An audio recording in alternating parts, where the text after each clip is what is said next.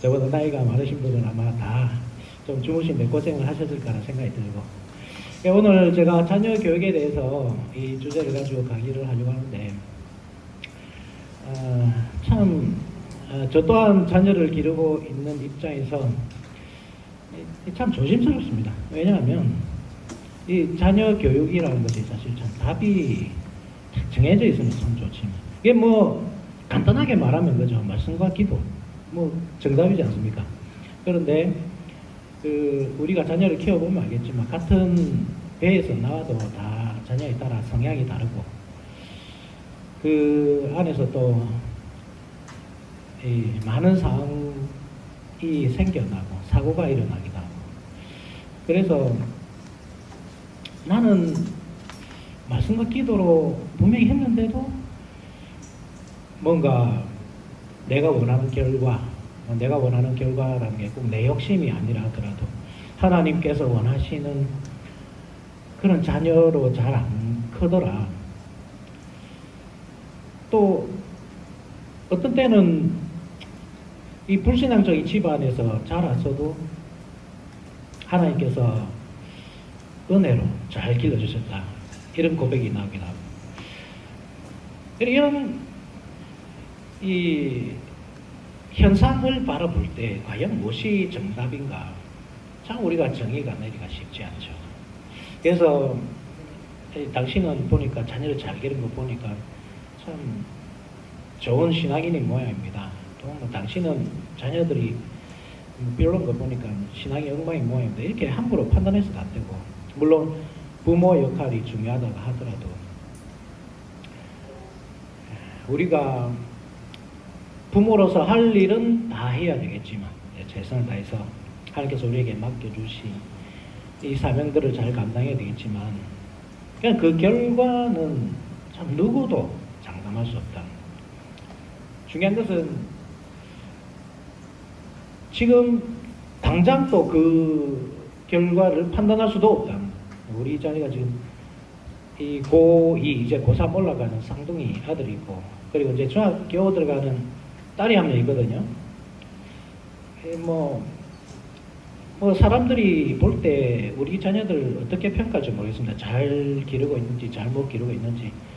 제가 볼 때는 한없이 부족하고, 이것이 꼭 저의 잘못인 것만 같고 그렇지만, 근데 지금 그 열매를 판단할 수는 없죠. 그죠? 그래서 나중에 우리가 그리스도 앞에 섰을 때, 그때 우리가 과연 성화를 올바르게 이루어갔는가, 그래서 영화라는 목표를 우리가 이루어갔는가, 그것은 우리가 그리스도 앞에 섰을 때 알 수 있기 때문에 쉽게 일희일비해서도 안 되고 판단해서도 안 되고 그렇다고 생각합니다. 오늘 제가 이어갈 이 강의는 여러분들이 한번 참고로, 중요한 지표이기도 하지만, 그렇지만 우리가 이상으로 삼아야 할 내용이지만 동시에 많은 변수가 있다. 살다 보면 키워보신 분들은 아마 아실 겁니다. 많은 변수가 있다. 그래서 이 정답대로 안 된다, 안 될 수도 있다. 되면 참 너무나 감사하지만 안 될 수도 있다. 그래서 이 방향으로 나아가되 너무 쥐잡듯이 잡지 마시고, 자녀들 조금 인내가 필요합니다. 인내가 필요하고, 그리고 지금 당장 또 어떤 결과가 안 보인다고 해서 나는 자식 농사 실패했다, 이렇게 급하게 또 결론을 내지도 마시고, 깁니다. 그죠? 짧지만 우리 인생은 짧기도 하지만 동시에 또 길기도 합니다. 이 아이가 앞으로 우리보다 그죠, 몇십 년 더 살면서 더 나아질 사실 그 가능성은 있는 거거든요. 그죠? 우리의 그 삶이라는 것은 하나님께서 우리에게 주신 기회지 않습니까? 삶이라는 것이. 신자도 그렇지만 불신자도, 불신자는 회개할 기회이고, 신자는 우리가 성화되어 갈 기회거든요. 그래서 우리보다 사실 우리 자녀들이 훨씬 그런 면에서 기회를 많이 받은 친구들입니다. 그 친구들을 하나님께서 어떻게 다듬어 가실지 기대를 가지면서 그렇게 자녀를 키웠으면 좋겠습니다. 우리는 씨를 뿌리고, 그죠? 물을 주고 하지만 자라나게 하시고 또 열매 맺게 하시는 분은 하나님이십니다. 그 사실을 믿는 것이 중요하죠. 그래서 우리가 할 일, 씨를 뿌리고 물을 주고 하는 그 역할에 최선을 다하면 되지 않겠는가. 그러면 우리가 이제 이 생각을 해봐야 됩니다. 그러면 우리가 어떤 씨를 뿌릴 것인가, 어떤 물을 줄 것인가, 어떤 걸음을 사용할 것인가. 식물에 따라서 다르잖아요. 제가 예전에 그 마당에 있는 사택에 산 적이 있는데 수박을 한번 키워봤거든요. 수박을 그냥 심어놓으면 그냥 열매를 맺고 커다랗게 되고 한여름에 잘라 먹을 수 있겠다 이 생각을 심었습니다. 그런데 이 주먹만큼 크다가 다 짜게지더라고요. 이렇게. 이제 농사를 몰라서 그런 건데 그만큼 그냥 심어 놓기만 하면 되는 것이 아니라 물을 주고, 물을 줄 때 어떤 시간에 물을 주고, 걸음을 줄 때 어떤 걸음을 주고, 이게 참 중요하거든요. 하물며 식물도 그런데 사람은 어떻겠습니까? 그래서 우리가 이 하나님의 자녀를 올바르게 기르고 열매 맺게 하는데 과연 어떤 걸음을 주고 물을 주고 해야 하는가, 그 하는 것을 참 중요하겠죠. 그것을 위해서 우리가 이 세상이라는 밭을 먼저 알아가자는 겁니다. 제가 강의안을 여러분들이 보시겠지만 무슨 강의안이 이렇게 복잡하고 좀 어렵게 보이거든. 이게 쉽게 하자면 그냥 30분 안에 끝낼 수도 있고, 그래서 제가 또 길게 하자면 사실 1시간 반 너무 짧기도 하고 그렇습니다. 제가 될 수 있으면 여러분들이 좀 쉽게 설명하고자 노력하겠지만 그렇다고 또 너무 시간이 길게 잡히지 않도록 또 노력하도록 하겠습니다. 그래서 여러분들 원하시면 30분 안에 끝내고 좀 쉴 수도 있고, 그죠? 제가 목사라고 해서 정답은 있습니다. 말씀과 기도, 그죠? 그것은 우리가 다 아는 바이기 때문에 제가 또 목사라고 해서 우리 자녀들을 여러분들보다 잘 기른다고 자신할 수도 없고 그렇습니다. 그래서 제가 분위기 봐서 빨리 끝내든지 분위기가 좀 좋다 싶으면 제가 한 2시간 할 수도 있고, 근데 혹시 여러분들 좀 이렇게 지겹다 싶으면 저한테 추파를 던지십시오. 이렇게 레이저 눈을 쏘시면 제가 눈치가 빠르거든요. 제가 그래서 이 빨리 끝내라는 모양이라고 제가 빨리 끝내도록 하겠습니다.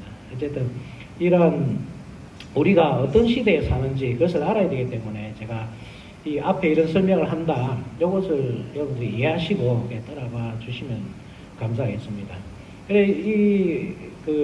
앞에 있는 이 내용들은 뭐냐면 서양의 어떤 철학사의 흐름들입니다. 왜 그러냐 하면 이것을 우리가 왜 알아야 되냐면 이것들이 결국 시대 정신을 주도해 왔거든요. 시대 정신을 주도해 왔고, 우리가 성도든지 아니면 불신자든지 이 시대 정신에서 자유로울 수가 없습니다.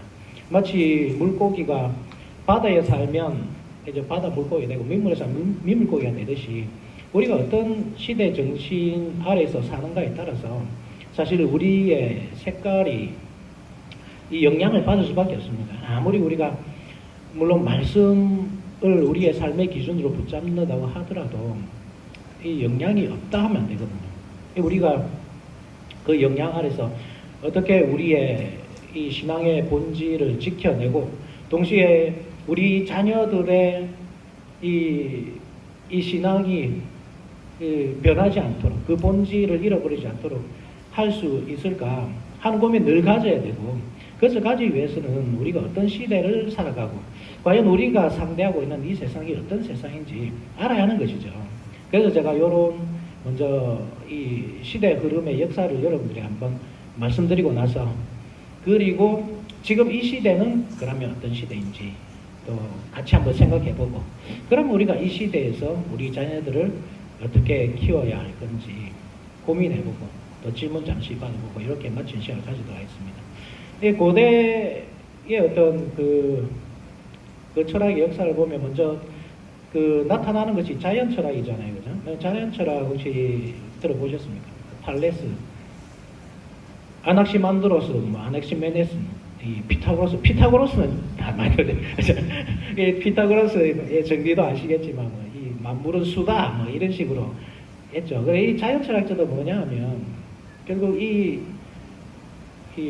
생각을 그 사유를 통해서 이 자연을 한번 파악해보고자 했던 사람들이죠. 그 이후에 나타난 사람들이 소피스트인데 이 소피스트들이 어떻게 나타나냐면 이제 그 도시 국가들이 형성되고 사람들이 도시에서 한 시민으로서 살아야 하잖아요. 살아야 하려면 자기 의견도 피력해야 되고 또 변화도 해야 되고 그러려면 이 말기술이 있어야 된단 말입니다. 그래서 소피스트들이 이 시민들에게 말기술을 가르쳐줬다. 그런데 이 사람들이 보니까 너무 엉뚱한 말을 많이 하는 거예요. 이상한 논리, 궤변을 많이 펴고. 그래서 나타난 사람이, 해승과 같이 나타난 사람이 소크라테스라는 사람이에요. 잘 아시죠? 너 자신을 알라. 원래 이 너 자신을 알라 이 말은 이 소크라테스가 자기 혼자 한 말이 아니고 델피 신전에 있는 그 말을 인용해 온 거죠. 그게 신이 사람들이 하는 말입니다. 너 자신을 알라. 이 말이 무슨 말이냐면 네가 인간인 것을 잊지 말아라. 너는 유한한 존재다. 그러니까 마치 무한한 존재 전부에 살지 마라 이런 뜻으로 한 말이거든요. 그 말을 이제 소크라테스가 쌓은 겁니다. 그러니까 이 시대에 사는 사람들이 볼 때에 소크라테스는 좀 이단자 같은 사람이죠. 자기들의 어떤 그 시대 흐름에 동조하기보다 비판하고 나서 그렇게 하니까 저 사람은 무신론자의 모양이다. 왜냐하면 자기들이 어떤 섬기는 그 그리스 신상들보다는 알지 못하는 신을 섬기고 소크라테스는 그리고 청년들을 또 자기들이 사실 국가를 영화롭게 하고 국가를 영화토록 즐거워하는 그런 시민들로 이 청년들을 키워나가야 되는데 그런 이 청년들을 이상한 논리로 계속 그 생각을 바꿔나가니까 미운털이 딱 바뀐 거예요. 여러분들 그 소크라테스가 했던 방도 이 삼파술이라고 그러죠. 어떤 진리를 주입식으로 가르쳐준 것이 계속 질문하잖아요. 내가 무엇을 안다고 할 때. 그래서 그러면 이건 뭐냐, 이건 뭐냐. 그래서 결국은 답을 알 수 없도록 만들고 내가 모르는구나 깨닫게 하는 그게 삼파술이거든요. 그러니까 청년들을 미혹한다.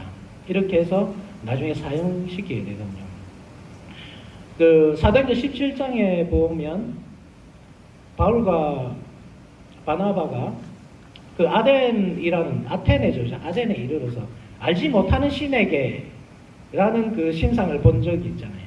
알지 못하는 신에게. 그것을 소크라테스가 만들었을 것이다. 이렇게 생각하는 사람들이 많습니다. 왜냐하면 여러분들 그 그리스 로마 신화를 뭐 별 관심이 없어도 뭐 아는 분들 다 아실 겁니다. 제우스 뭐 그죠? 헤르메스 여러분 좋아하는 헤르메스 좋아하시죠? 헤르메스 신들은 다 이름이 있거든요 원래. 그런데 이름 없는 신이 있는 거예요. 이름 없는 신이 누구냐 바로 이 소크라테스가 섬긴 신이죠. 이름 없는 신. 그래서 그 신상을 하면 소크라테스가 만들 것이다 뭐 그렇게도 설명하는데 어쨌든 그런 사람이었습니다. 그리고 그 제자가 누구죠? 여러분 혹시 아시는 분 있습니까? 소크라테스의 제자가 누군지? 플라톤이죠, 그죠? 플라톤은 이 스승의 죽음을 본 사람입니다. 플라톤이 생각하기에는 이렇습니다. 진리란 사라지면 안 되는 겁니다. 사라진다면 진리가 아닌 거죠. 그런데 이 땅에 있는 것들은 다 사라지더란 말이죠. 그래서 생각한 것이 뭐냐면 이데아 세계. 이 땅의 것은 다 사라지니까 안 사라지는 게 있을 것이다. 우리가 알 수는 없지만 아마 이데아 세계에 있을 것이다. 그게 이 플라톤의 이데아 사상이죠. 그리고 그 제자가 아리스토텔레스. 아리스토텔레스는 뭐 비록 플라톤에게 배웠지만 플라톤과 같은 길을 걷지는 않습니다. 그는 이제 이 자연의 만물을 진료와 형상 이렇게 나눠놓고 얼마든지 관찰을 통해서 이해할 수 있다 이렇게 본 거죠. 얼마든지 이해할 수 있고 그리고 참된 형상도 이 자유 형상 속에서 발견할 수 있다고 본 사람이에요. 그래서 그 미켈란젤로의 아테네 학당이라 유명한 그림에 보면 그 플라톤은 하늘을 가리키고 있고 아리스토텔레스는 땅을 이렇게 가리키거든요. 그죠? 그래서 이 상반되는 두 사람이죠. 그 일설에 의하면 아리스토텔레스의 제자가 그 알렉산더 대왕이거든요. 알렉산더 대왕이 온 세상을 정복하고 이루고자 한 나라가 어떤 나라였는지 사실 이 아리스토텔레스를 이해해 보면 알 수가 있습니다. 아리스토텔레스가 그 알렉산더 대왕에게 그랬습니다. 자, 알렉산더야, 이 자연세계를 한번 봐라. 땅에 있는 물이 기화되어서 구름이 되고, 구름이 다시 비가 떨어지고, 그래서 이 땅을 풍요롭게 하지. 이 원리를 잘 이해해라. 이 세상에서 네가 할 일을 해라. 이렇게 하거든요. 그래서 이 알렉산더가 온 세상을, 그 당시에죠, 온 세상을 정복하면서 헬라 문화를 그때 정착시킨 겁니다. 그 나라를 로마가 정복하고, 로마를 그리스도교가 정복하고, 그래서 이 교부철학으로 이어지는 겁니다. 네? 교부철학.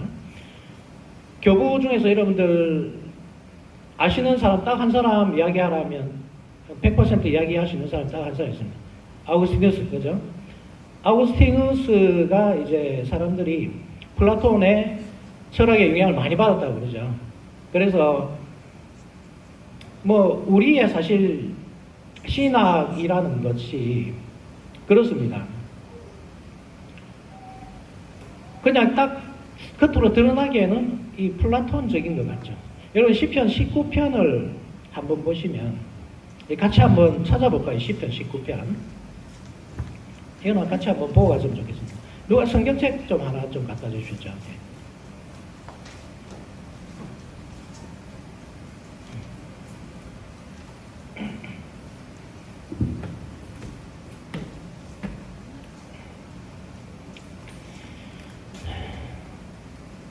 자, 시편 19편 같이 한번 읽어봅시다. 한 절씩 한번 읽어볼까요? 한 절씩.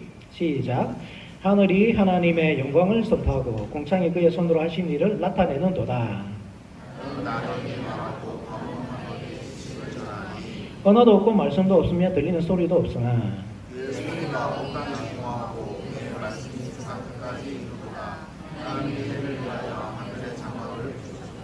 해는 그의 신방에서 나오는 신랑과 같고 그의 길을 달리기 기뻐하는 장사 같아서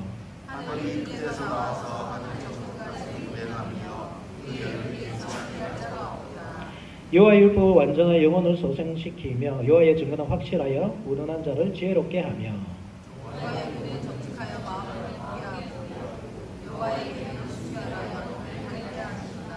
여호와를 경외하는 도는 정결하여 영원까지 이르고 여호와의 벽도 진실하여 다 의로우니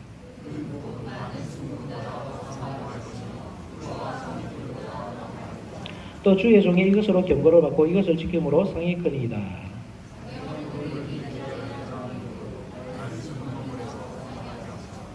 또 주의 종에게 고의로 죄를 짓지 말게 하사 그 죄가 나를 주장하지 못하게 하소서. 그리하면 내가 정직하여 큰 죄가에서 벗어나겠나이다. 나의 구속자이신 여호와여, 내 입의 말과 마음의 묵상이 주님 앞에 연락되기를 원합니다. 이 말씀을 보면 이제 사람들이 흔히 이 시편 19편을 자연시라고 표현하는데 마치 자연을 그 하나님께서 만드신 창조 세계를 찬송하는 것 같이 보이기 때문에 이제 그렇다, 자연시다 이렇게 표현하는데 사실 여기서 말하고자 하는 주제는 그것입니다. 자연을 통해서 특별 계시를 드러내고 있는 겁니다. 금보다 금을 우리가 이 땅에서 사실 바라보는 반짝거리는 것, 우리 그 자체에 그 가치를 두잖아요. 그래서 여러분들 황금이 있으면 뭐 눈이 돌아가지 않겠습니까? 요즘 금값도 많이 올랐는데 그 자체에 관심을 두지만 이 시인은 이 금 자체에 관심을 두는 것이 아니라 이 금을 통해서 하늘에 있는 더 참된 것을 바라보는 거죠. 그것이 무엇입니까? 금보다 더 귀한 말씀을 바라보는 거고 꿀과 송이꿀보다 더 달콤한 말씀을 바라보는 거죠. 이 세상에 달콤한 것들이 많지만 그 자체에 만족을 얻는 것이 아니라 그것을 통해 우리에게 내려주시는 그 더 달콤하고 더 영양가 많고 더 완전한 그 말씀의 떡을 바라보는 거죠. 그죠? 그러니까 한번 보시죠. 이게 이데아 사상을 말하는 플라톤과 비슷하지 않습니까? 그렇죠. 그런데 분명하게 다른 것은 있죠. 왜냐하면 플라톤의 이데아라는 것은 사실 알 수 없는 겁니다. 누구도 본 적도 없고 그냥 이 땅에 있는 것은 이데아에 있는 것의 어떤 그림자인 뿐일 것이다 이렇게 상상하는 것이지 실제로 알지 못합니다. 그렇지만 우리는 알고 있죠. 이 땅의 것 비춰주고 있는 것. 무엇이죠? 예수 그리스도. 그렇죠? 예수 그리스도. 우리는 알고 믿지만 그는 알지 못했다는 그 차이가 있습니다. 그리고 이제 중세시대 넘어갑니다. 네? 중세시대. 엄청 빨리 왔습니다. 수천 년의 시간은 5분 만에 온 겁니다, 여러분. 이 기적입니다, 기적. 엄청 제가 교만한 사람이라서 할 수 있지. 사실 겸손한 사람은 절대 할 수 없는 일입니다. 이 수천 년의 역사를 어떻게 이렇게 짧은 시간에 말할 수 있습니다. 저는 엄청 교만한 사람입니다. 용서해 주십시오. 중세시대의 스콜라 철학이라는 사실 여러분 들어보셨을 겁니다. 그게 이제 아우구스티누스의 그 신학을 계승하는 철학입니다. 스콜라 철학이. 그것이 언제까지 이어지냐 하면, 그, 토마스 아퀴나스 들어보셨죠? 신학 대장. 토마스 아퀴나스까지 이어지는 겁니다. 토마스 아퀴나스는 어떻게 이 아우구스티누스와 다르냐 하면, 아우구스티누스가 어떤 뭐 플라톤의 영향을 받았지 못 받았든지 간에 저는 그냥 성경적이라서 그렇게 그런 자기 신학을 펼쳤다고 보지만, 사람들은 어쨌든 뭐 그것이 플라톤과 비슷하다 이렇게 주장하잖아요. 그게 뭐 플라톤의 철학에 영향을 받았든지 못 받았든지, 이 토마스 아퀴나스는 플라톤보다는 아리스토텔레스의 영향을 많이 받은 사람입니다. 땅에 있는. 그래서 물론 이 스콜라 철학을 정리하기도 했지만, 그가 이 아우구스티누스와 구분되는 것은 이 자연 세계에서 어떤 자기의 신학을 펼쳤다. 이 자연 세계에 있는 것. 이 서양 사람들이 플라톤을 선택하고 아리스토텔레스를 멀리하면서, 아리스토텔레스 철학이 어디로 가냐면 저기 아랍 세계로 가거든요. 무슬림들이. 그래서 과학이 엄청 발달합니다. 여러분 옛날에, 지금 선진국 하면 미국이지만 옛날에 그 시대의 선진국이라면 중국입니다. 중국하고 무굴 제국이거든요. 무굴 제국이 어디냐면 오늘날 인도인데, 인도가 그 당시에 이 무슬림들이 지배하고 있었어요. 그러니까 아리스토텔레스의 철학을 가지고 왔어요. 아리스토텔레스의 철학이 뭐라 그랬습니까? 우리는 이 자연을 관찰함으로써, 그죠? 이데아를 발견할 수 있다. 그게 아리스토텔레스거든요. 그러니까 얼마든지 발견하고 개발하고 연구할 수 있는 그 여지가 있는 것이 아리스토텔레스의 철학이거든요. 그러니까 그들이 엄청나게 과학이 발달한 겁니다. 그 두 세계가 충돌하잖아요. 중세시대에. 충돌하면서 거기에 있던 아리스토텔레스 철학이 다시 유럽으로 넘어온 겁니다. 그래서 이 토마스 아퀴나스가 이 아리스토텔레스 철학을 영향을 받고, 그의 철학이 자연신학이죠. 그래서 그 신학이. 그리고 여러분들 잘 아시다시피 르네상스 시대가 오죠. 중세시대는 이 사람들이 볼 때 때는 중세신학입니다. 어쨌든 그 시대는 뭐 이랬던 저랬던 그 하나 이 신학이라는 그 그늘 아래 있었기 때문에 이 인본주의자들이 볼 때에 그때 시대는 어쨌든 뭐 어둠의 시기, 그죠? 이 빛이 없던 시기. 그렇기 때문에 중세라는 그런 이름을 붙인 거고, 그래서 다시 부흥하자, 되살리자. 이게 뭐냐면 고대의 그 철학들. 소크라테스, 플라톤, 아리스토텔레스, 그 시대를 되살리자 해서 일어났기니 문의 부흥이죠. 부흥. 그것이 르네상스 시대입니다. 르네상스 시대. 르네상스 시대를 지나면서 인문주의가 발흥하기 시작하고 종교개혁이 일어나죠. 종교개혁자들이 했던 일은 무엇입니까, 여러분? 다시 아리스토텔레스 신학으로 돌아갑니다. 아리스토텔레스 신학. 죄송합니다. 아우구스티누스. 그렇죠? 아우구스티누스 신학으로 돌아가서 그 중세 시대에 그 타락한 것들을 다 벗겨내는 것. 그 작업이었죠.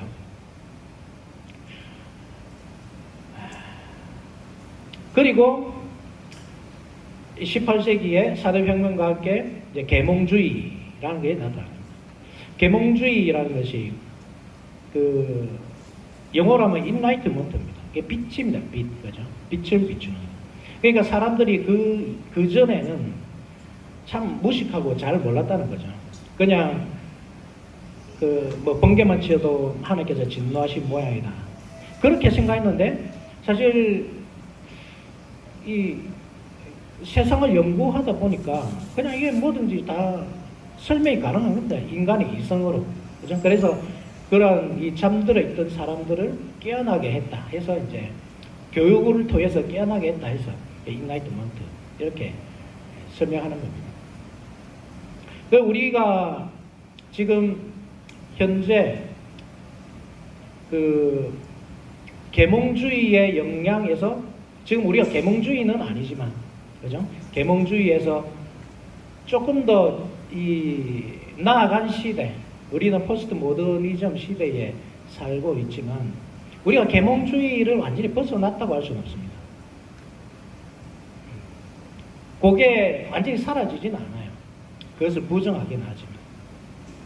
그것이 우리의 어떤 교육 현장에 남아있는데 그것이 어떻게 남아있는지 하는 것을 조금 이따 살펴보기로 하고, 계몽주의가 어떤 계기로 사라지느냐 하면 요 계몽주의의 이상 그것이거든요. 사람의 어떤 합리성, 이성, 그것을 믿은 겁니다. 그래서 우리의 그 이성을 잘 사용하다 보면, 합리적으로 사용하다 보면 언젠가 이 땅의 유토피아가 이루어질 수 있을 것이다. 그렇게 생각한 사람은 생각한 겁니다. 그런데 실제로 그렇지 않았잖아요. 그 결과가 어떻게 나타났습니까? 사람들이 자기의 이성을 잘 사용해서 산업혁명을 통해서, 그래서 인간에게 이로운 문명만 이런 것이 아니라 뭐 엄청난 그 파괴력을 지닌 무기들을 만들어내고, 그래서 1차 대전, 2차 대전에 사용을 하죠. 그래서 사실 그 이전의 전쟁이라는 것은 이 낭만이 있는 거였습니다. 그죠? 다 같이 이렇게 줄 쫙 서가지고, 여러분 옛날 영화 봤습니까? 이렇게 줄을 쫙 서가지고 총을 쏴도 그게 뭐 별로 이렇게 뭐 큰 데미지가 없잖아요. 총알이 곱게 안 날아가네요. 그러니까 사실 그때는 낭만이 있거든요. 전쟁 자체도 이렇게 막 쏴도 옆에 친구가 죽으면 야 나도 죽겠다 해서 막 뛰어들 그런 전쟁이었는데, 1차, 2차 세계대전을 겪으면서 1차 대전 때 독가스, 그죠? 2차 대전 때 핵폭탄, 이 대량 살상 무기가 나오면서 그 낭만이 없어진 거죠. 그냥 죽이기 위한 그 목적만 남아 있는 거죠. 그러니까 사람들의 그 꿈이 완전히 산산박살이 나는 겁니다. 산산조각이 나버립니다. 아, 우리의 사람의 이성이라는 것이 결코 합리적이지 않구나. 얼마나 사람이 불합리할 수 있는지 그것을 알게 된 겁니다. 그래서 나타나는 것이 실존주의라는 겁니다. 실존주의자 니체 들어봤습니까? 니체. 신은 죽었다. 신은 죽었으니까 뭐 어떻게 됩니까? 내가 신이 되어야죠. 그죠? 그래서 초인 사상 말이에요. 초인 사상. 그리고 사르트르, 그죠? 실존은 본질이 없습니다. 요거는 여러분들 알고 있어야 되기 때문에 말씀드리겠습니다. 실존이라는 것은 요겁니다. 요거 물병, 그죠? 이게 본질이 뭡니까? 이 물병의 본질, 물을 담는 거죠. 예. 그것을 왜 만들어졌습니다. 근데 사람은 그 본질이 있느냐 이거죠.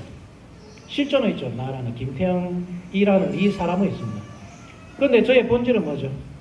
저의 목적은 무엇입니까? 저는 지금 목사지만 제가 목사가 어떻게 해야 되냐 이겁니다. 하나님께서 어떤 이 전지전능한 어떤 존재가 있어가지고 애초에 그 목적을 가지고 만들었느냐 이거죠. 실존주의자들은 그것을 믿지 않았죠. 사람은 목적이 없다. 그냥 우연히 자기의 노력을 통해서 이렇게 되어간 겁니다. 그게 이제 실존주의자.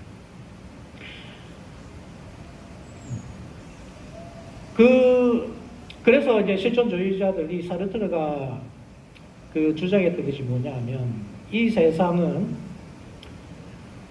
계속 이 목적을 향해서 나아간다. 그렇죠? 목적성을 가지고 계속 나아간다. 이렇게 목적성을 가지고 발전한 나라가 좋은 나라입니다. 이 사람들이. 그러니까 그 사르트르가 볼 때에 어떤 나라가 좋은 나라겠습니까? 서양처럼 발전한 나라겠죠. 특별히 사르트르는 이 마르크스주의를 좋게 봤거든요. 계속 이 정반을 통해서 합으로 나아가는 나라이기 때문에 좋게 봤습니다. 그것을 반대한 사람들이 구조주의라는 사람이 나타납니다. 구조주의 철학자들. 이 레비스트로스라는 사람이 이 사르트르와 논쟁을 하는데, 서양 철학만 옳으냐? 서양 철학이 서양 문화만 옳으냐? 서양의 그런 어떤 그 일관성이 있는 그 역사가 서양에 존재하지만 사실은 이 너희들이 생각하는 그 미개한 나라에 훨씬 더 아름다운 것들이 있다. 그것을 자기가 이 슬픈 열대라는 책을 통해서 소개를 합니다. 그렇게 해서 사르트를 완전히 파묻어 버리죠. 그래, 이 구조주의가 나타내는 게 뭐냐 하면 상대주의입니다. 상대주의. 너가 오른 게 아니다. 너가 오른 것이 아니라 우리도 오를 수 있고 니도 오를 수 있고 나도 오를 수 있고. 그게 이제 여러분들 우리 시대에 나타나는 현상이죠. 포스트 모더니즘. 그래서 구조주의를 이 포스트 모더니즘으로 후기 구조주의라는데 그래서 포스트 모더니즘이라고 합니다. 때로는.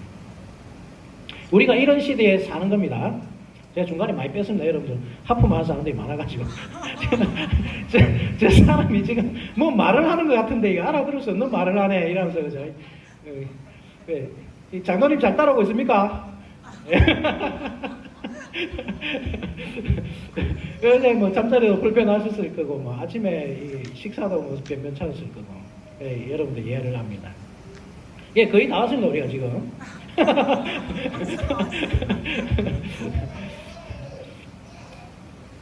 자, 계몽철학, 그러면 계몽시대에 이 교육이라는 것이, 교육관이라는 것이 무엇인지 한번 보십시오. 그 이전에는 이 교육이 어떻게 이루어졌냐 하면, 사실 격동의 시대거든요, 르네상스 이후로. 이 프랑스에서 시민혁명이 일어나고, 전 세계적으로 그것이, 그 시대의 전 세계라는 그 개념이 또, 유럽 세계지만, 엄청나게 혼란에 빠졌습니다. 그죠? 이게 왕이 원래 하나님께서 주신 직분이잖아요. 그 사람들. 우리는 사실 이런 개념이 잘 없습니다. 우리는 전혀 다른 시대잖아요. 그런데 그 시대의 사람들을 한번 생각해 보십시오. 조선시대의 임금, 감히 이 마차 행렬이 지날 때 그 얼굴도 들고 쳐다볼 수 없는 그런 존재. 그런 존재가 단두대에서 사형을 당한 겁니다. 엄청난 격동의 시기죠. 그런 시대에 이 나라들마다 무엇을 생각했냐면 시민들을 좀 교육을 시켜야 되겠다. 그죠? 이 국가에 충성하는 이 시민들로 교육시켜야 된다. 그래서 국가가 교육제도를 만들기 시작하고 그때부터 교육을 시작하거든요. 시민들을. 그게 뭐냐면 국가에 충성하는 존재입니다. 국가는 사실 그때 원한 것이 뭐냐면 전 국민을 깨우고자 하는 노력이었습니다. 그렇지만 실제적으로 안 되죠. 왜냐하면 그 숟가락 들 힘만 생기면 일하러 나가야 되잖아요. 일반 사람들은 일하러 나가고 반매로 가야지 학교 갈 시간이 어디 있습니까? 그러니까 실제적으로는 귀족들을 중심으로 이루어질 수밖에 없었지만 그렇지만 국가가 바란 것은 국가에게 충성하는 시민들, 참된 시민들, 착한 시민들. 계몽주의 시대에는 이것이 어떻게 바뀌냐면 산업혁명이 일어나고 이 기업들이 생겨나기 시작하니까 어떤 사람이 또 필요하게 되냐면 실제적으로 기술을 가진 사람들, 자기 공장에 일을 시켜야 되는데 기술이 없으면 일을 시키지 못하잖아요. 그래서 좀 학교에서 실질적인 좀 가르쳐달라. 그 이전까지는 뭘 가르치냐면 성경 가르치고 읽기 가르치고 쓰기 가르치고 이게 거의 전부였습니다. 대학이라 해봐야 이게 별거 없었어요. 그런데 이제 그렇게 하지 말고 좀 실질적인 것을 가르치잖아요. 그래서 대학들이 그렇게 개혁돼 간 거죠. 우리가 잘 아는 하버드 대학 있죠. 그래서 하버드 대학이 원래는 어떻게 시작했냐면 원래는 성경을 가르치는 학교였습니다. 성경을 가르치는 학교였는데 이제 실질적인 것들을 가르치기 시작하면서 성경을 가르치는 분과를 빼낸 거죠. 그게 프린스턴 대학교입니다. 프린스턴 신학교. 프린스턴 신학교가 작용화되면서 빠져나온 것이 웨스트민스터 신학교죠. 이게 역사가 이렇게 되는 겁니다.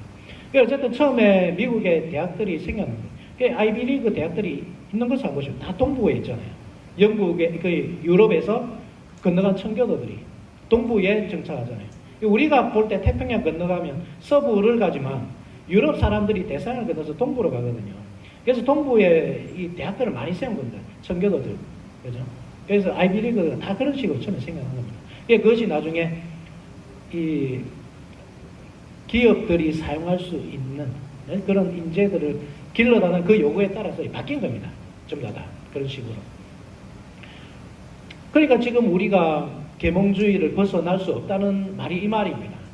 왜냐하면 지금 공교육이 지향하는 그 교육관이 무엇이냐? 여러분 어떤 아이를 길러내고 있죠? 지금 학교가 1등하는 친구가 어디로 갑니까? 이런 말도 있더만은 학교에서 1등하면 서울대를 가고 야구에서 1등하면 한화를 간다네. 야구를 안 좋아하는 아시겠죠? 다들 야구를 안 좋아하시는구나. 야구 제일 잘하는 사람들 한화에 다 모여집니다 지금. 다 계속 꼴찌를 하니까.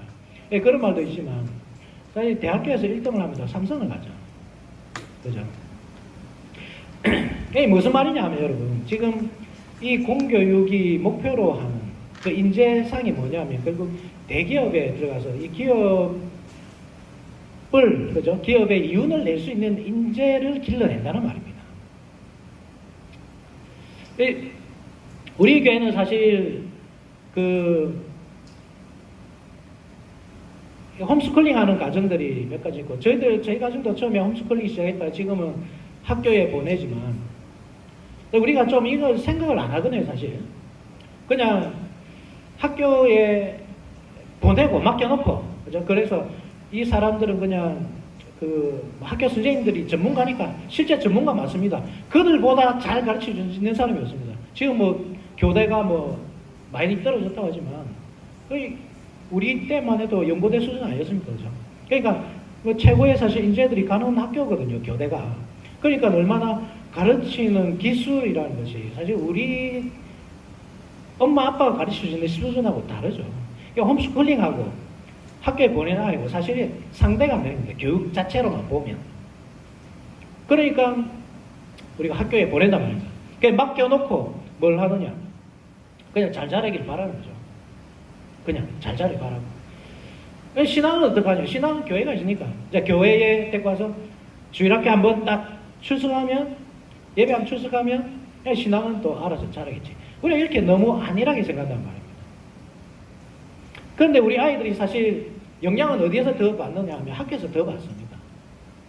목사의 말보다 선생님의 말을 더 신뢰하죠. 더 무게가 있고. 선생님은 실질적인 것을 가르쳐주고 내가 이 세상에 나아가서 밥 먹고 살 수 있는 그 길을 가르쳐주고 목사가 가르쳐주는 것은 못 살게 우리가 그래서 못 살게 굴잖아요. 왜 나 지금 이렇게 좀 뭐 하려면 안 된다 이렇게 그죠? 뭐 하려고 그러면 이거 신앙적으로 하면 안 된다 이렇게 하고 뭐 불신자들은 다 뭐 주일날도 학원 가고 뭐 공부하고 저 그것 때문에 요즘에 좀 우리 집사님 절대 집 이야기를 하지 말아야 했는데 제가 여러분들 잠을 깨우기 위해서 조금 해야 되겠습니다. 우리 큰아들이 이 공부를 엄청 열심히 하고 싶은데 주일날 교회 가는 게 불만이 많아요. 그래서 교회 가기 싫다 이 말은 아닌데 이 신앙은 있습니다. 제가 볼 때.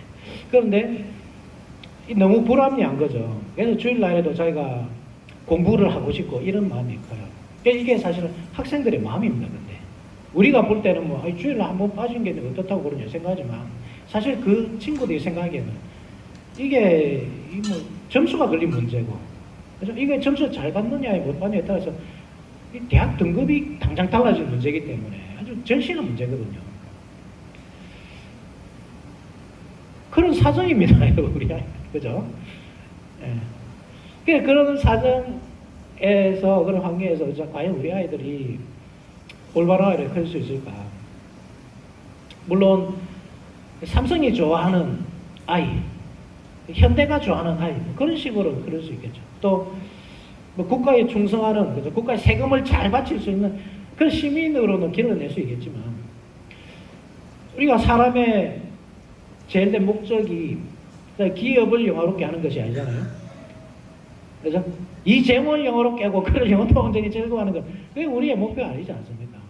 대한민국을 영원토록 하고 그를 영원토록 즐거워하고 그를 영원토록 온전히 대한민국을 영화롭게 하고 그를 영원토록 온전히 즐거워하는 것 그게 우리의 목표가 아니지 않습니까? 사람의 제일된 목적은 우리 끝에 한번 외워볼까요? 사람의 제일된 목적은 무엇입니까? 하나님을 영화롭게 하고 그 이름을 영원히 찬양하는 것입니다. 돌림 노래로 지금 여기서 시작해서 이건 너무 듣기 좋습니다. 네. 뭐 굳이 집 일을 안 해도 그죠. 우리 성령께서 이렇게 돌림 노래를 만들어 주시고 너무 감사합니다. 어쨌든 간에 하나님을 영원롭게 하고 그걸 영원토록 은혜를 즐거워합니다. 우리 사실 중심이 하나님이어야 한다는 것입니다. 사람이. 자, 제가 계몽주의에서 실존주의로 넘어가는 그 이야기를 잠시 말씀드렸지만, 그 중세 이후로 제가 이게 여러분들 잠이 올까봐 잠시 넘긴 것 중에 합리주의, 그죠? 뭐 데카르트 들어봤을 거 아닙니까? 뭐 졸면서도 기억할 수 있는 게 데카르트. 나는 생각 누구로 존재한다. 이게 나 중심이 되었거든요. 합리주의를 반대해서 경험주의. 합리주의와 경험주의를 통합해서 관념론이 나오고. 그 과정을 보면 다 결국은 사람 중심입니다. 사람 중심으로. 그러니까 인본주의가 생겨났는 거예요. 그때부터. 그러니까 하나님을 영화롭게 하기보다 계몽주의 이전에는 국가를 영화롭게 하고, 계몽주의 시대에는 기업을 영화롭게 하고, 그리고 지금 이 시대 포스트 모더니즘 시대에는 개인을 영화롭게 하는 시대를 나간 거거든요. 개인을 영화롭게 하고, 나를 영화롭게 하고, 나를 영원토록 즐거워하고. 우리 아이가 지금 그러한 시대에 내몰려 있다는 겁니다.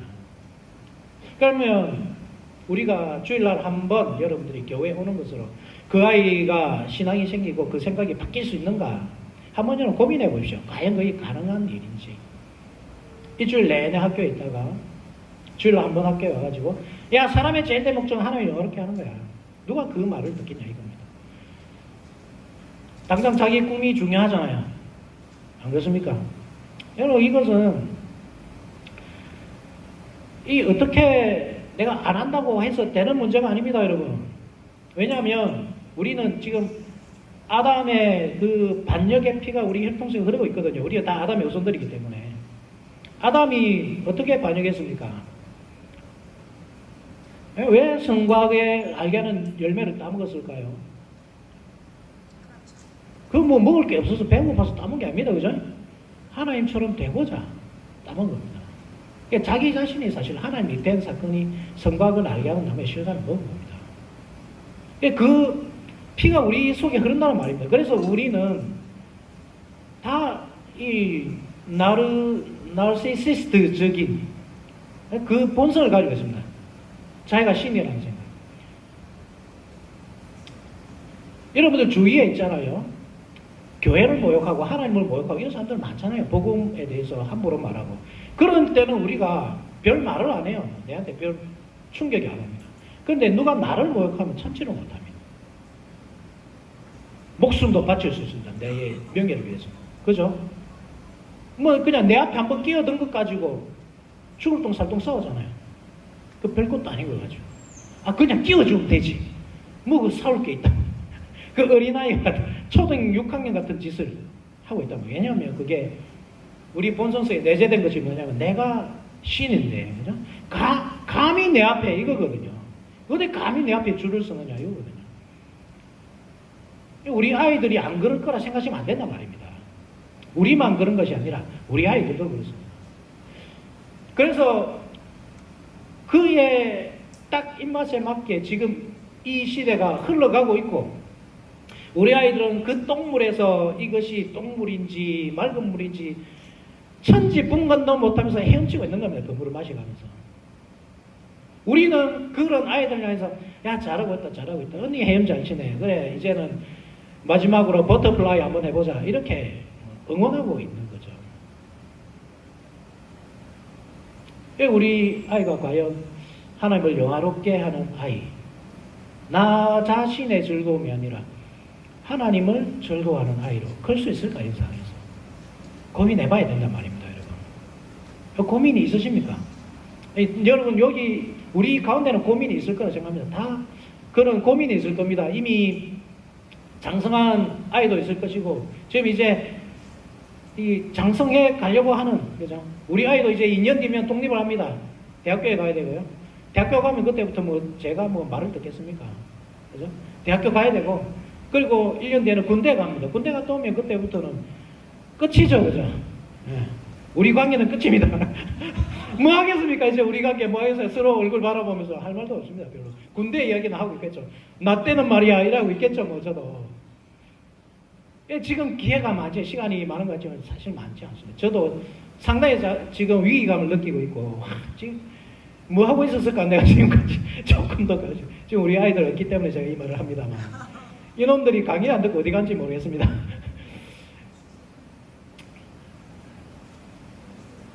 여러분들도 다 그런 고민하고 있을 겁니다. 고민만 하면 안 된다는 거죠. 고민만 하면 안 되고, 이런 시대에 우리가 어떻게 우리 아이들을 이 세상이라는 이 똥물 속에 빠져있는 이 마음을 거기가 더 좋다고. 야, 거기가 아니다. 응? 그것이 비록 반짝거리긴 해도 그게 이 반짝거린다고 해서 다 좋은 것이 아니야. 참된 반짝거리는 것은 바로 이제 하늘나라에 있다. 그리스도께서 우리에게 매주 주신다는 말씀을 더해서 주시고 성찬 더해서 주시고, 이것을 어떻게 우리 아이들이 깨달을 수 있게 하느냐, 그것이 우리의 목표가 되어야 된다는 말입니다. 그죠? 그렇겠죠. 그러면 어떻게 해야 되겠습니까, 여러분? 우리 아이들을 어떻게 하면 그 마음을 교회로 돌릴 수 있겠습니까? 주의 교훈과 훈계로 양육해야 되는 건 당연합니다. 그죠? 교양과 훈계로 양육하는 것. 하나님의 교양. 교양이라는 것은 체벌이 포함됩니다. 요즘 체벌을 하면 엄청 미개하게 듣습니다. 여러분들 오은영 씨 아시죠? 그죠?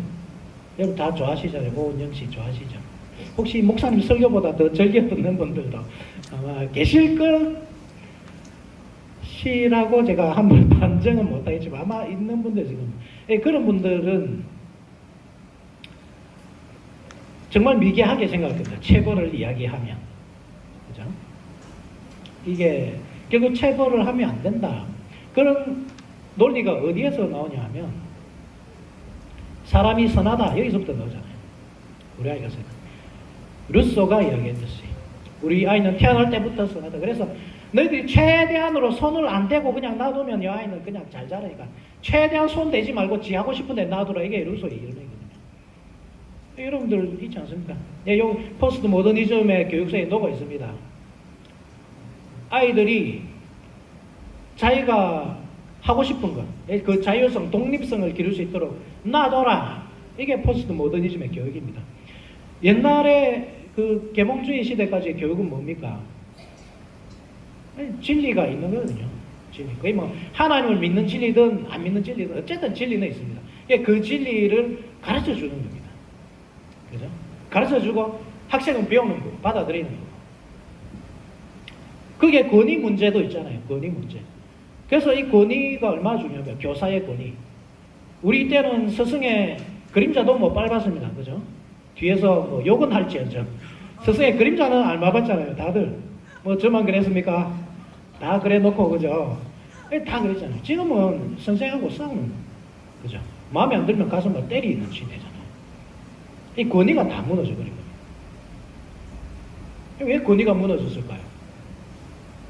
권위가 그 아이에게 있기 때문입니다. 아이의 자율성, 독립성. 이게 너무나 중요하기 때문에 야, 권위는 네가 있다. 네가 판단하고 네가 결정하는 거. 그러니까 자기가 뭐 마음에 안 들면 부모도 신고할 수 있습니다. 요즘에 아이들이 아버지하고 주먹 다툼하면 중학교만 되면 혹시 그런 집에서 손 번쩍 해보십시오. 내 아들하고 나는 주먹 다툼 해봤다. 우리 모임에는 없겠죠. 제가 믿고 싶습니다. 그렇게. 근데 불신자 가정에서는 종종 있는 일입니다. 아버지가 부끄러워서 신고도 못합니다. 이거 어떻게 신고합니까? 아들한테 맞았어요. 말할 수 있겠는 사람 손 번쩍. 우리 아들한테 맞았습니다. 폭행죄로 신고할 수 있는 거. 부끄러운 일입니다. 그죠? 그래서 신고도 못합니다. 그런데 아이들은요, 한 대 맞으면 바로 신고합니다. 무서운 시대입니다. 권위가 무너진 시대. 이것이 여러분 얼마나 우리 문화 전반에 영향을 미친 줄 압니까?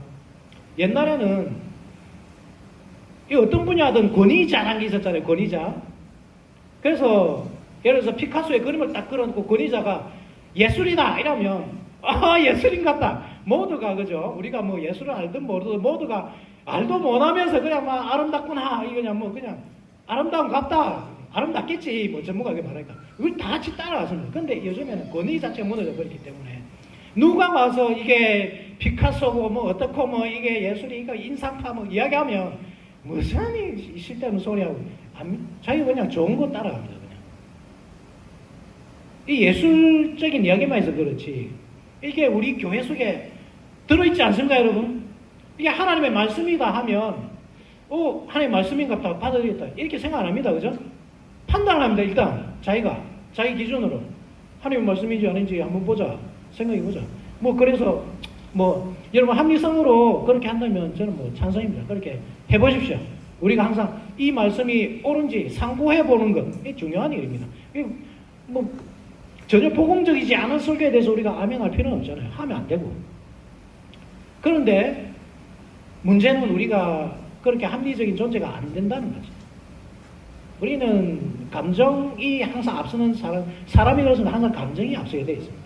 그래서 우리가 설교 어떻게 판단하냐면 이 설교가 내 마음을 찌르면 이게 짜증이 나기 시작하고 그때부터 이제 이 설교 옳은가 안 옳은가 이제 생각이 시작하고 그래서 이제 목사의 작은 흠까지 찾기 시작하죠. 목사님도 그리 안 살면서 이렇게 가는 거죠. 그래서 저 말씀은 옳지 않다 이렇게 결론으로 나아가는 겁니다.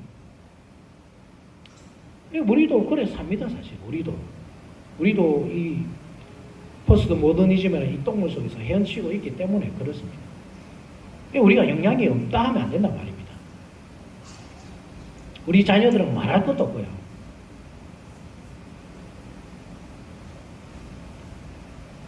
하나님께서 체벌하러 가시잖아요. 그죠? 이 자녀를 사랑하는 방식입니다. 체벌하는 것은. 물론 이 분노로 하는 것 그건 안 됩니다. 분노로 하는 것.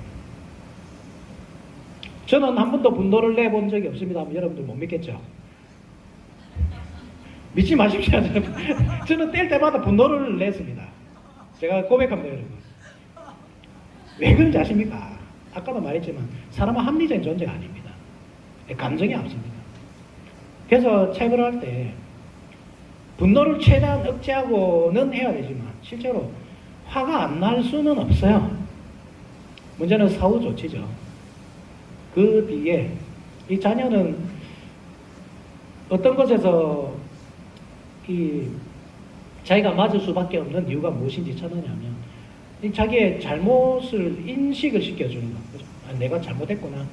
그렇게 마음으로 받아들이는 것 이게 중요하잖아요. 그래서 그러면 체벌을 하기 전에 반드시 네가 무엇을 잘못했는지 반드시 이야기하시고 그 다음에 체벌을 하시고 체벌하신 다음에는 사랑한다는 표시를 보여줘야 돼요.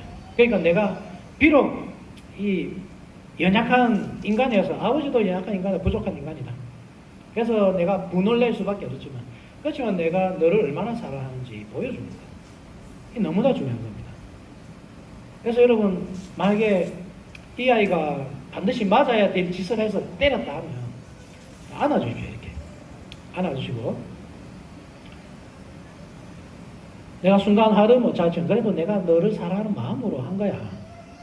근데 여러분 내버려 두잖아요. 그냥 때려놓고 아는 뭐 멀뚱멀뚱하죠. 뭐 왜 맞은지도 모르고 그죠? 지금 뭐 이 기반을 잃어버린 겁니다. 그냥 무중력 상태에 떠 있는 겁니다. 그 상태에서 그냥 애를 내버려 두버리면 그냥 길을 잃어버립니다. 그때부터. 길을 계속 이렇게 이끌어줘야 돼요. 부모가. 잘못한 것 가르쳐주고 옳은 방향을 알려주고 그리고 지금 아빠가 그것을 응원하고 있다. 그죠?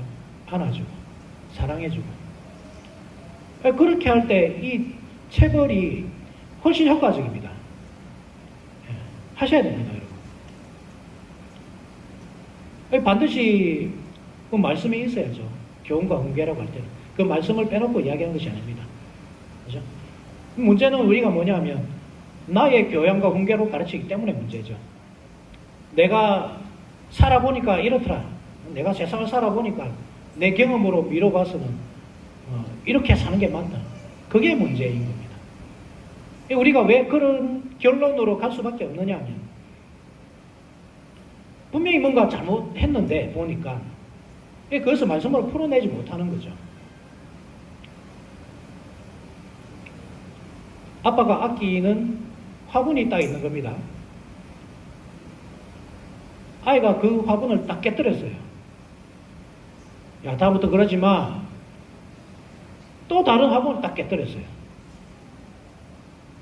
야, 진짜 니 다음에 한 번 더 하면 10대 맞는다.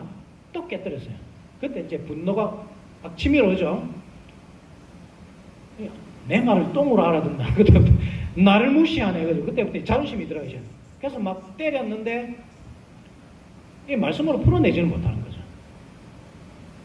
잘못한 거는 맞는데 분명히 잘못한 거잖아요. 그런데 왜 잘못했지? 그 이유는 말해줄 수 없는 거예요. 그냥 아빠 거 소중한 거. 그러면 내가 아빠 화분보다 못한 존재인가? 이러면 안 되겠습니까? 그냥 그렇게 하시면 안 되는 겁니다. 그래서 우리가 뭘 해야 되냐면 여러분 공부를 해야 돼요. 부모는요 공부하는 사람인데요 끊임없이 공부해야 됩니다. 제가 목사지만 제가 그냥 공부 안 하고 그냥 신학교 때 배웠던 그것만 하잖아요. 그러면 뭐 뭐기는 몰라 우리 교회에 앉아있을 사람은 5사람밖에 없습니다. 우리 가족들.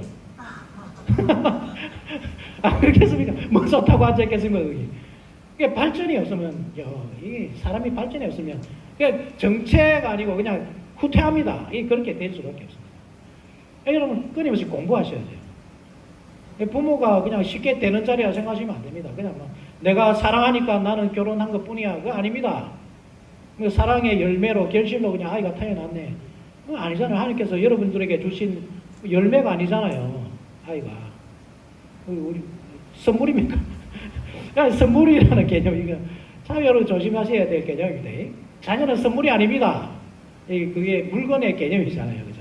선물이 아니고 하나님께서 여러분들 가정에 보내주신 성도입니다. 성도. 선물이 아닙니다. 하나님께서 여러분들 가정에 맡기셨어요. 잘 키우라고. 어떻게 잘 키웁니까? 하나님의 백성으로 키우라고. 하나님께서 하실 수 있죠. 물론 우리 하나님이 그거 못하게 하시겠습니다. 먹이시고 입히시고 자라나게 하시고 얼마든지 하실 수 있는 분이시죠. 그런데 하나님께서 우리에게 호의를 베푸신 겁니다. 여러분들에게.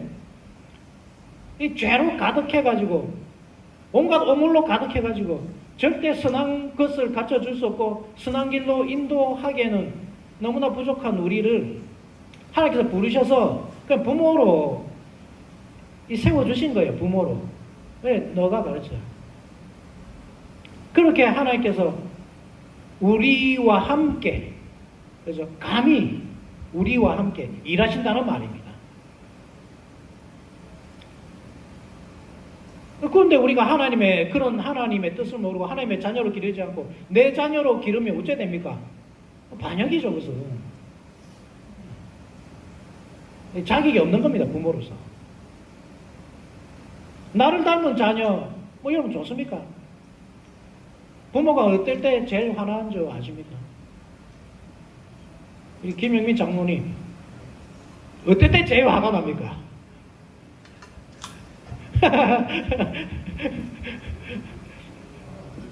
말 안 들을 때. 그렇죠. 말 안 들을 때. 그런데 이게 통계가 있습니다. 어떨 때 제일 화가 나냐 하면 딱 내 닮은 짓을 할 때. 제일 화가 납니다.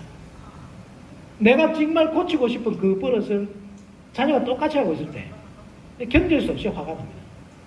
그렇죠. 생각해보니까 그렇잖아요. 그러니까 내 닮은 자녀 기른 거 그게 뭐 그래 대단한 거라고 거기에 에너지를 쏟느냐 말입니다.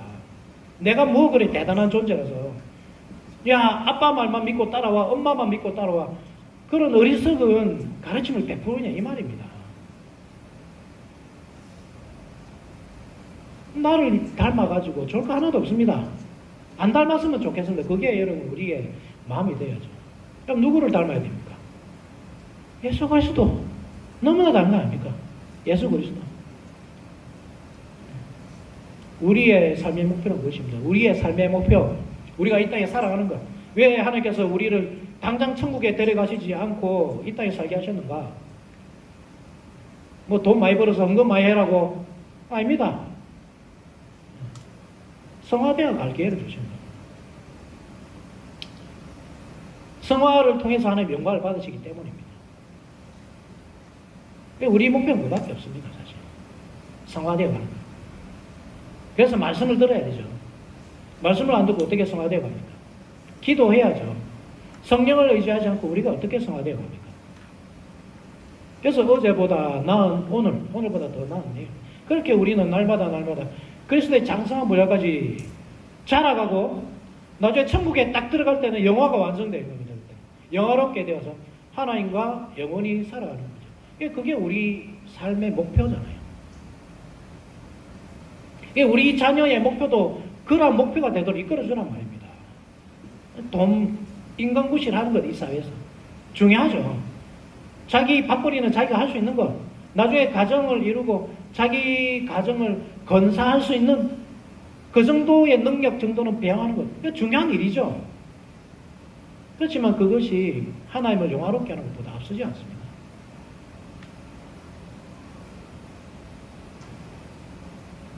제가 무슨 말씀을 드리고자 하냐면, 여러분들이 부모의 스승이 되어야 되고, 스승이 되려고 그러면 많이 희생해야 됩니다. 지금도 우리 학교의 공교육의 선생님들은 계속 자기 발전을 위해서 공부하고 있다는 사실을 잊어지면 안 됩니다. 그것을 진화론적인 그 이론에 근거해서 우리 아이들에게 주입시키고 있습니다. 가르치고 있습니다. 우리 아이들은 혼돈에 빠집니다. 교회에 오면 하나님께서 세상을 만드셨지. 학교에 가면 그렇게 하면 틀리니까. 진화되어온 과정을 다 설명할 수 있어야 됩니다.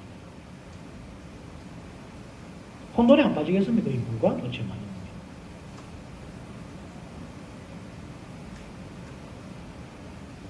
교회에 오면 야, 하나님께서 남자와 여자 두 종류만 만드셨다.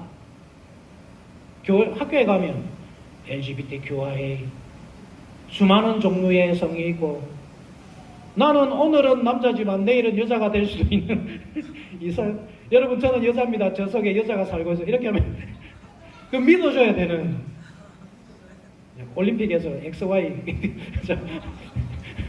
그 골대 선수가 나와가지고 그 이탈리아 선수가 한 대 맞고 기절하는 그 모습을 보고 아주 충격을 받은 적이 있는데, 뭐 어쨌든 여자라 하더라고요.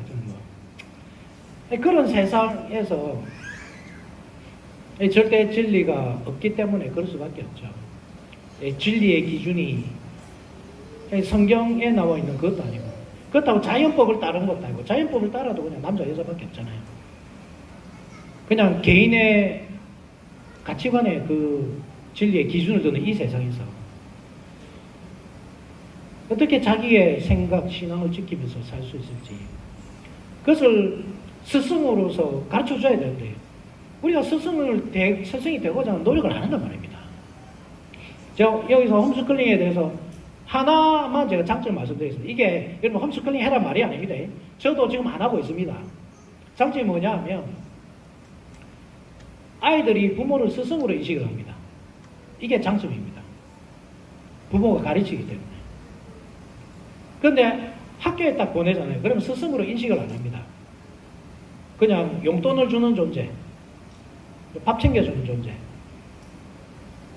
여러분들이 이 아이가 여러분들을 스승으로 인식하게끔 만들려면 그만큼 많이 투자해야 됩니다. 시간을 많이 투자해야 되고, 자기 자신을 개발해야 되고 발전시켜야 되고, 그래서 계속 꾸준하게 가르쳐줘야 됩니다. 그래야 이 아이가 여러분들을 스승으로 인식을 하고 여러분들이 한마디를 해도 그 말을 알아들을 겁니다. 저 말은 내가 알아들었다. 물론 당장 한마디 말하고 알아들으면 사람이 아니죠, 그죠? 안 알아듣습니다. 그렇지만 계속 꾸준히 반복적으로 교육을 시킬 때 그 아이가 변하게 됩니다.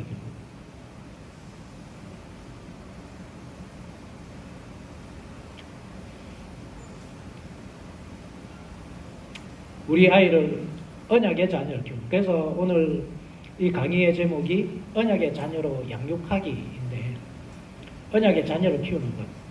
이게 우리의 가장 큰 목표가 되어야 됩니다. 여기서 우리도 사실 같이 자라갑니다.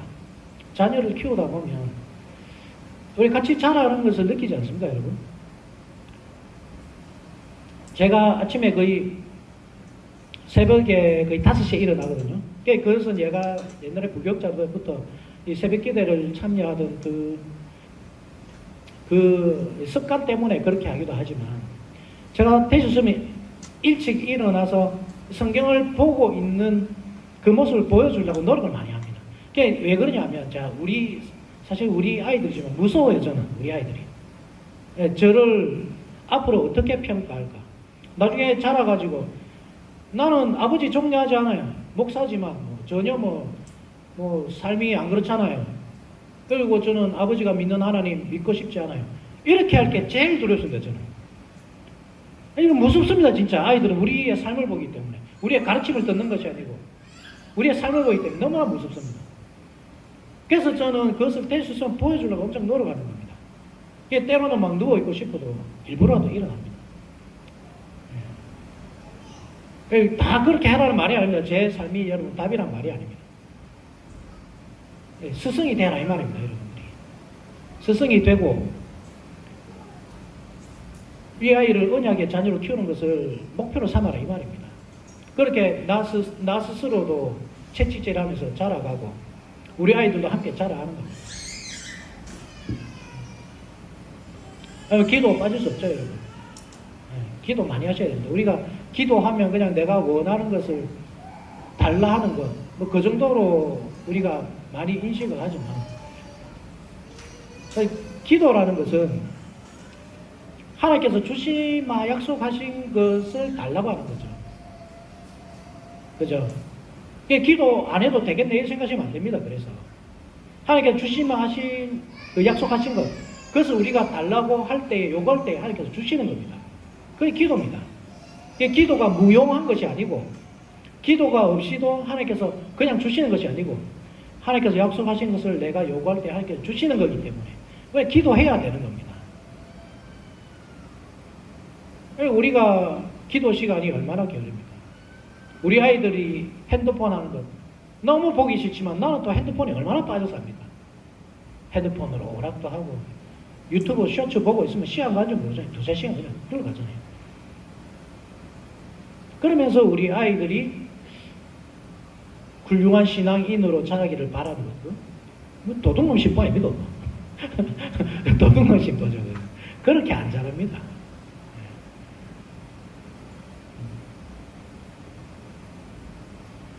자, 조금 이제 마무리를 합시다.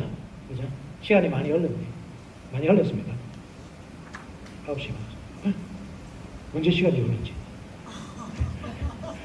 제가 30분만 한다 해놓고 죄송합니다. 제가 이런 사람입니다. 제가 말한 것도 잘 못 지키고 전혀 존경받지 못할 사람인데 하나님께서 이 자리에 세우셔서 목사로, 부모로 살도록 하셨습니다. 저를 보면서 하나님의 은혜를 깨달으시면 좋겠습니다.